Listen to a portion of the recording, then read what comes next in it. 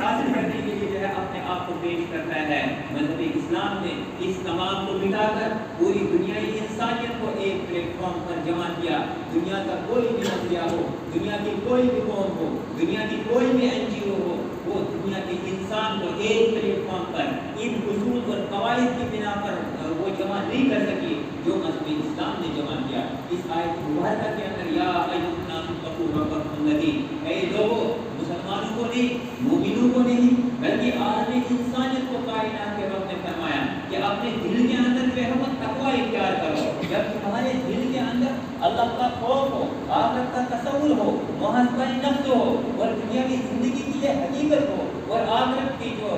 ہمیشہ رہنے والی زندگی ہے اس کا تصور جب تمہارے اندر پیدا ہو جائے، تم دنیا کے اندر بہترین انسان بن جاؤ گے۔ تم دنیا کے اندر جو بھی کام کرو گے سب سے پہلے اپنی آخرت کو سامنے رکھو گے، سب سے پہلے جو ہے آخرت کا جو انجام ہے وہ تمہارے نظریہ کے اندر ہوگا، اور پھر وہ کام جب تم کرو گے، جب اس نظریہ کے ساتھ کرو گے، تم کبھی کسی کے ساتھ غلط کر ہی نہیں سکتے ہو۔ یا ایھا الناس اتقوا ربکم الذی خلقکم من نفس واحدہ، اے دنیائی انسانیت کے انسانوں، اے دنیا کے انسانوں، ہم نے تمہیں ایک نفس سے پیدا کیا گیا ہے۔ گویا کہ اس آیت مبارکہ کے اندر کوئی اونچ نیچ، کسی طرح کا کوئی خاندانی تفاوت، کسی طرح سے کوئی قوم اور ملت کی تقسیم، کسی طرح سے جماعت اور اس طرح سے جو تقسیم ہے، یہ قرآن کریم کے اندر اللہ جلال کے اس فرمان کے اندر جو ہے مٹا دیا گیا، اور یہ کہا گیا کہ تمام کے تمام جو ہے بحیثیت انسان ایک عالم سے ہے۔ اور پھر آگے اس آیت مبارکہ کے اندر کہا گیا یا ایھا الناس اتقوا ربکم الذی خلقکم من نفس واحدہ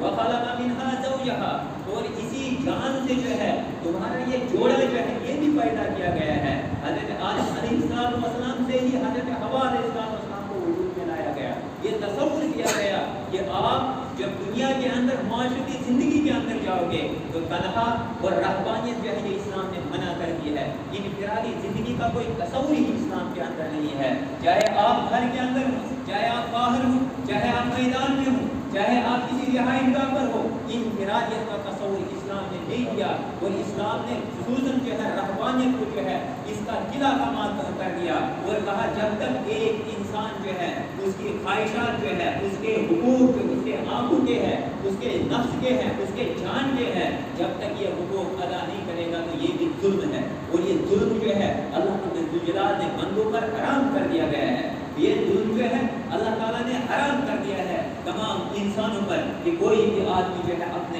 آپ پر ظلم کرے یا اپنے کسی بھائی پر ظلم کرے، اور حقوق کو مارنا، خواہ وہ اپنا حق ہو، خواہ اپنے آنکھوں کا حق ہو، خواہ وہ اپنے نفس کا حق ہو، اگر یہ حق انسان مارتا ہے تو یہ ظلم ہے، اور اس ظلم سے اسلام نے روکا ہے۔ ایک ایسا نظام ہے جس نظام کے اندر جو ہے اپنے آپ پر ظلم کرنے سے روکا گیا، بھلا وہ اسلام کہاں دنیا کے اندر اس ظلم کو برداشت کر سکتا ہے، کہاں معاشرے کے اندر کسی طرح کی کوئی زیادتی جو ہے وہ برداشت کر سکتا ہے، یا اپنے دامن کے اندر جو ہے کس طرح سے وہ ظلم کو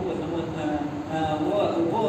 رکھ سکتا ہو۔ تو میں آپ کو بتا رہا تھا یا ایھا الناس اتقوا ربکم الذی خلقکم من نفس واحدہ وخلق منها زوجہا، پھر تصور کیا گیا کہ اس انسان کی تسکین کے لیے، اس کی انفرادیت کو ختم کرنے کے لیے، اس کے جذبات کو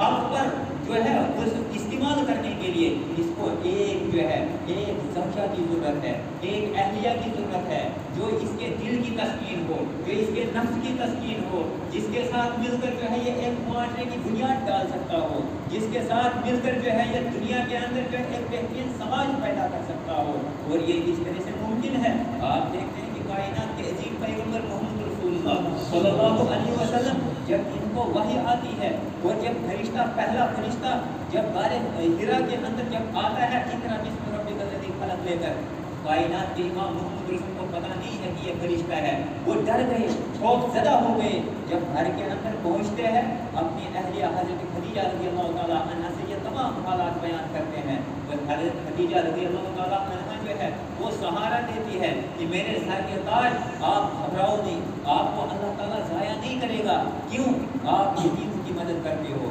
آپ غریبوں کا سہارا ہو، آپ بیواؤں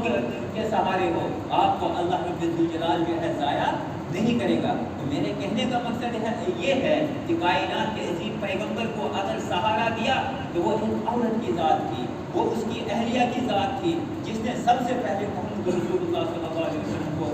जो है ये तस्कीन फराहम की और सहारा दिया कि कोई परेशान होने की ज़रूरत नहीं है। जब कायनात के अजीम पैगम्बर मोहम्मद रसूलुल्लाह सल्लल्लाहु अलैहि वसल्लम को तिजारत की गरज से अपने माशरती ज़िंदगी के अंदर जो है वसाइल पैदा करने का मसला पेश आया, तो यह हज़रत खदीजा की ज़ात की थी या औरत की ज़ात की थी जिसने अपना तमाम तर जो है कायनात के अजीम पैगम्बर को दिया और तिजारत के लिए जो है वो अपना माल जो है पूरा सर्फ कर दिया और कायनात के अजीम पैगम्बर का सहारा बन गई। तो ये इस आयत मुबारक के अंदर बुनियादी तौर पर तस्वुर किया गया कि एक इंसान जो है इनफरादी एतबार से कुछ भी नहीं है और इसके जज्बात हो सकते हैं, इसको अल्लाह ने नफ्स बनाया है, इसके जज्बात हैं, इसके एहसासात हैं, लेकिन आज जब माशरे पर हम नज़र दौड़ाते हैं रब काबा की कसम, आज हमारे वालिदैन हम बहैसियत जिम्मेदार माशरे के अंदर हम बहुत बड़ा होने के नाते भी अपने बच्चों के जज्बात की कदर नहीं करते हैं और उनके एहसासात को समझते नहीं है। यहाँ तक कि वो दुनिया के अंदर जो है जो आज हालत है, जो अखबार और मीडिया का जो रोज़ाना जो तस्वीरें छपती है, ये आज हमारी हालत है, इसके बराह रास्त जिम्मेदार हम है क्योंकि हम इनके जज्बात की कदर नहीं करते हैं। कायनात के रब ने फरमाया या अय्युहन्नास इत्तक़ू रब्बकुमुल्लज़ी खलक़कुम मिन नफ्सिन वाहिदा व खलक़ मिनहा ज़ौजहा व बस्सा मिनहुमा रिजालन कसीरन व निसाअ वत्तक़ुल्लाह अल्लज़ी तसाअलून बिही वल अरहाम। वो लोगों अल्लाह ताला का खौफ खाओ जिसके नाम पर जो है तुम एक दूसरे से सवाल करते हो, ये रिश्ता जो जोड़ते हो, अल्लाह रब्बुल जलाल का खौफ खाओ, आखिरत को मद्देनजर रखो, इस तरह से ये रिश्ता जोड़ो कोई इसके अंदर कोई पेचीदगी ना हो, कोई परेशानी ना हो, कोई दोनों खानदानों के अंदर जो है कोई प्रॉब्लम जो क्रिएट करे वो तमाम चीज़ें ना हों। और इस तरह से जब आप रिश्ता बनाओगे, ये सवाल करोगे, ये एक ऐसा खानदान बनेगा, ये एक ऐसा मुआशरा बनेगा जो हकीकी मानों में इंसानियत का दरस देगा दुनिया को, और इससे ही जो है दुनिया के लोग जो है वो दरस लेंगे। वत्तक़ुल्लाह अल्लज़ी तसाअलून बिही वल अरहाम इन्नल्लाह काना अलैकुम रक़ीबा। याद रखो, अगर तुम लोग अपने तमाम गुरूर के अंदर, तकब्बुर के अंदर अपनी हालात को भूल जाते हो, लेकिन कायनात का रब जो है वो बारीक बीन है, उसकी नज़र है और वो जानता है कि तुम लोग क्या करना चाहते हो या तुम्हारे दिलों के अंदर जो है कौन सी ख्वाहिश है। जब दूसरी आयत मुबारका को हम पढ़ते हैं, बराह रास्त जो है अपना ये मुआशरा, अपनी ये मजलिस जो है सामने आती है, या अय्युहल्लज़ीना आमनू तक़ुल्लाह, ए ईमान वालो अल्लाह ताला का खौफ खाओ, तकवा इख्तियार करो, गुनाहों से बाज रहो। यहाँ अल्लाह रब्बुल जलाल ने ईमान वालों को दरस दिया, मोमिनों को दरस दिया। एक मोमिन निकाह करने की गरज से जब ये सवाल करता है, जब ये रिश्ता मांगता है, अल्लाह रब्बुल जलाल की ज़ात, अल्लाह रब्बुल जलाल का जो बनाया हुआ जन्नत और जहन्नम है, ये इसके तसव्वुर में होना चाहिए, अपनी आखिरत जो है उसके सामने होनी चाहिए। और फिर जब ये तकवा इख्तियार करेगा, या अय्युहल्लज़ीना आमनू तक़ुल्लाह वक़ूलू क़ौलन सदीदा, और सच बात हो, साफ बात हो रिश्ते के ताल्लुक से। आप जानते हैं हम माशरे के अंदर जब जाते हैं, बहुत सारे लोग कहते हैं कि अगर किसी की हकीकत हम लोग बयान करें, वो कहते हैं कि ये गीबत है, वो गीबत सब लोग जानते हैं, लेकिन ये निकाह, ये गठबंधन, ये एक ऐसा गठबंधन है जिसके अंदर कायनात के इमाम मोहम्मद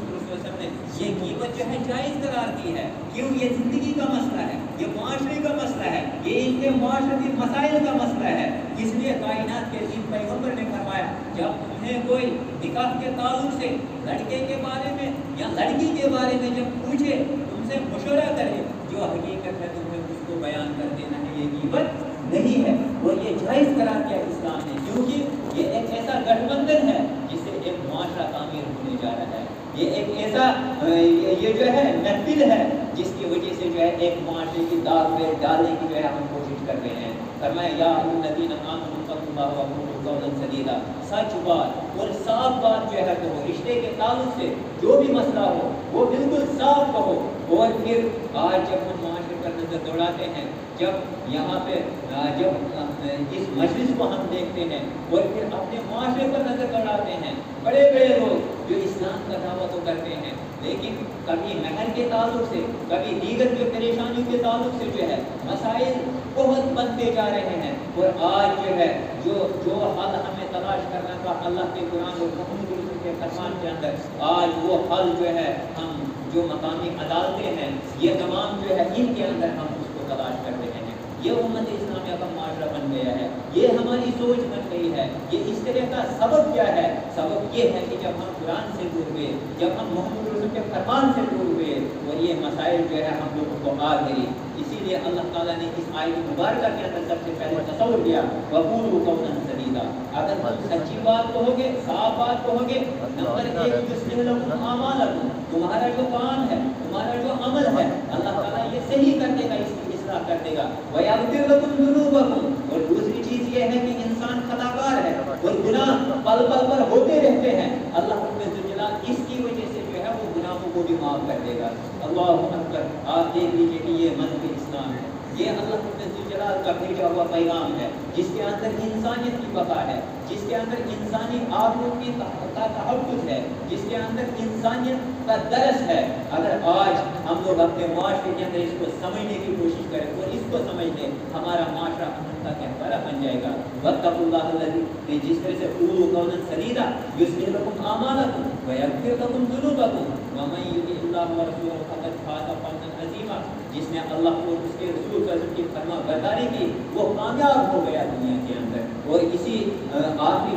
بات کائنات کے عظیم پیغمبر محمد رسول کی اس حدیث مبارکہ پر میں ختم کرتا ہوں۔ آپ دیکھیے معاشرے کے اندر نکاح کی مجلس ہوتی ہے، نکاح ہوتے ہیں معاشرے کے اندر، کبھی ہم نے سوچا کائنات کے عظیم پیغمبر جو ہے اس نے بھی نکاح کیا تھا اور وہ نکاح کیسا تھا؟ کبھی ہم نے سوچا صحابہ کرام کا نکاح کیسا تھا؟ کبھی ہم نے سوچا ہمارے اسلاف جو تھے ان کا نکاح کیسا تھا؟ میں ایک بات صرف جو ہے جو امام بخاری نے اپنی صحیح کے اندر نقل کیا ہے، میں اس کو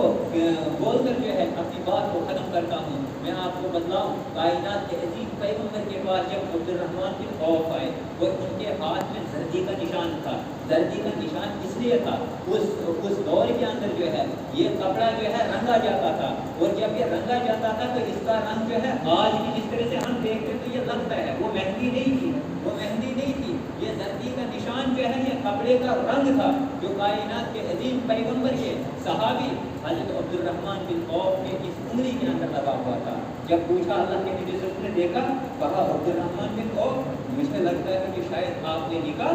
کر لیا۔ اب اگر آپ دیکھیے کہ عبد الرحمن بن عوف اور نبی کریم صلی اللہ علیہ وسلم کا گھر کہاں تھا،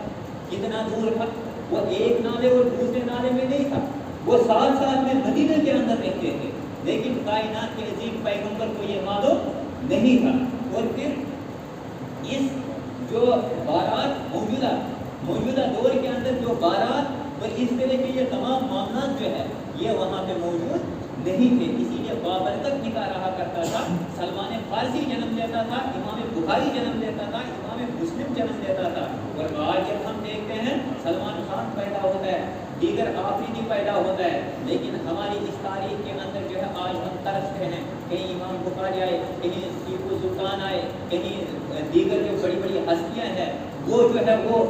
آئے، عمر بن عبد العزیز آئے، کبھی بھی ہم لوگوں نے یہ تصور نہیں کیا اور نہ سوچا ہے کہ ہمارے معاشرے کے اندر آتی یہ چیزیں کیوں نہیں ہو پاتی ہیں۔ عبد الرحمن بن عوف سے جب نبی کریم صلی اللہ علیہ وسلم نے فرمایا، کہا ہاں یا اللہ کے نبی صلی اللہ علیہ وسلم میں نے نکاح، اور غور کیجیے عبد الرحمن بن عوف کو کیا محبت ہے جناب محمد رسول اللہ صلی اللہ علیہ وسلم، وہ بیان ہی نہیں ہو سکتی، وہ تصور ہی نہیں ہم لا سکتے، اس قدر محبت تھی عبد الرحمن بن عوف کو جناب محمد رسول اللہ صلی اللہ علیہ وسلم، لیکن محبت ہونے کے باوجود کردار جو اپنایا تھا وہ جناب محمد رسول کا اپنایا تھا کہ کائنات کے عظیم پیغمبر نے فرمایا نکاح کو آسان کر، کائنات کے عظیم پیغمبر نے فرمایا آسان نکاح، جتنا کم خرچ ہوگا اتنا ہی بابرکت نکاح ہوگا۔ اور آج نہایت ہی خوشی ہوتی ہے کہ آج جو نوجوان طبقہ ہے، آج جو ہمارا طبقہ ہے، کم سے کم جو ہے یہ اس نتیجے پر پہنچا ہے، یہ اس نظریے کو قبول کیا ہوا ہے، یہ مبارک ہے ان لوگوں کے لیے، ان کے والدین کے لیے، کم سے کم خرچ پر جب آپ اس طرح سے قدم اٹھائیں گے معاشرہ اسی طرح سے بنتا ہے اور معاشرہ کی داستیں اسی طرح سے پڑتی ہے۔ جب آپ جو ہے اسلامی مزاج رکھیں گے، آنے والا جو ہے وہ آپ کو دلیل بنائے گا اور وہ بھی اسی طرح سے۔ اور آپ یاد رکھیے اگر آپ ایک آدمی نیک کام کرتے ہو، صرف پہلا کام آپ کا نیک کام ہے، اور قیامت کی صبح تک آنے والے جو اس پر چلیں گے اس کو اپنائیں گے، آپ کو برابر کا اجر ملے۔ یہ اسلام کائنات کے عظیم پیغمبر کو بھی دعوت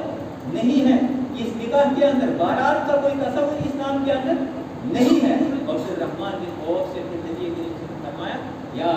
ابا عبد الرحمن، اے عبد الرحمن، اولم ولو بشاۃ، آپ ولیمہ کرو، خوشی کے موقع پر آپ ولیمہ کرو اگرچہ ایک ہی بکری ہو۔ افسوس کا مقام کائنات کے امام محمد رسول اللہ صلی اللہ علیہ وسلم جس خوشی کا تصور بتایا، عقیقے کے دن بتایا تھا کہ اگر بچہ ہو تو خوشی کے موقع پر جو ہے ذبح کرو، جانور ذبح کرو، اس عقیقے کو ہم نے ختم کر دیا، لیکن شادی کی رسم کو اس طرح سے بڑھایا جو جناب محمد سے ثابت ہی نہیں تھا۔ تو آج ہمارے لیے ضروری ہے ہم اسلامی نکاح کو جاننے کی کوشش کریں، ہم اسلام کو پڑھنے کی کوشش کریں، ہم صحابہ کی زندگیوں کو پڑھنے کی کوشش کریں، ہم دیکھیں کہ ہمارے اسلاف کس طرح سے نکاح کرتے تھے۔ آج یہ جو نکاح کی محفل یہاں پہ ہوئی ہے، میں اللہ تعالیٰ سے دعا کرتا ہوں اللہ رب الجلال جو ہے ان کی زندگی کے اندر برکت عطا فرمائے، رب الجلال جو ہے ان کے مستقبل کو خوشیوں سے بھر دے، اے الہ العالمین ان کو اتحاد اور اتفاق نصیب فرمائے، ربا ان کو آپس میں ایک دوسرے کے دل میں جو ہے آپس میں جو ہے محبت ڈال، ربا ان کو آپ سے محبت ڈال، ربا دونوں خاندانوں کو عزت سے نواز، اے الہ العالمین جس طرح سے اس نوجوان نے اور جس طرح سے دونوں خاندانوں کے لوگوں نے یہ سادہ نکاح یہ سمجھ کر کہ یہ اسلام ہے، یہ نبی کریم صلی اللہ علیہ وسلم کی سنت ہے، جس طرح سے انہوں نے انجام دیا ہے، ربا ان کی زندگی کو خیر سے ربا ان کے گھروں کے اندر برکت نازل، الہ العالمین ان کو ہر طرح کی شر سے محفوظ کرنا، ربا ان کو ہر طرح کی پریشانی سے محفوظ کرنا، الہ العالمین ملت اسلامیہ کو اسلام پر چلنے کی توفیق عطا فرما، ربا ہمیں قرآن و حدیث سمجھنے کی توفیق عطا فرما، آمین و آخر دعوانا